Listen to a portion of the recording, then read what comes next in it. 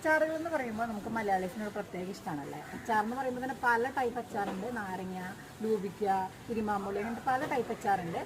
Fish pickle എന്ന് പറയുമ്പോൾ എല്ലാവർക്കും പ്രത്യേക ഫാമിലീസ് ആണല്ലേ. അപ്പം ഞാൻ ഇന്ന് പോകുന്ന സ്ഥലം സ്പെഷ്യലായിട്ട് ഫിഷ് പിക്കിൾ കിട്ടുന്ന ഒരു സ്ഥലമാണ്. കൂടുതൽ ഡീറ്റെയിൽ ഞാൻ പറയുന്നില്ല, നമുക്ക് അവിടെ ചെന്നിട്ട് കാണാം കേട്ടോ. അപ്പം നമ്മളിപ്പോൾ ചക്കീസ് ഫ്യൂഷൻ ഫുഡ്സിന്റെ പാക്കിംഗ് ഏരിയയിലാണ് നിൽക്കുന്നത്. ഞാനിപ്പോൾ അതിന്റെ ചുറ്റും പിക്കിൾസ് ആണുള്ളത്. അതിന്റെ ലൊക്കേഷൻ വരുന്നത് പറപ്പൂരാണ്. ഭയങ്കര ഹൈജീനിക് ആയിട്ട് നടത്തുന്ന ഒരു സ്ഥലമാണ് കേട്ടോ. ഫുൾ എയർ കണ്ടീഷൻഡ് ആണ് ഈ ഒരു ഏരിയ വരുന്നത്.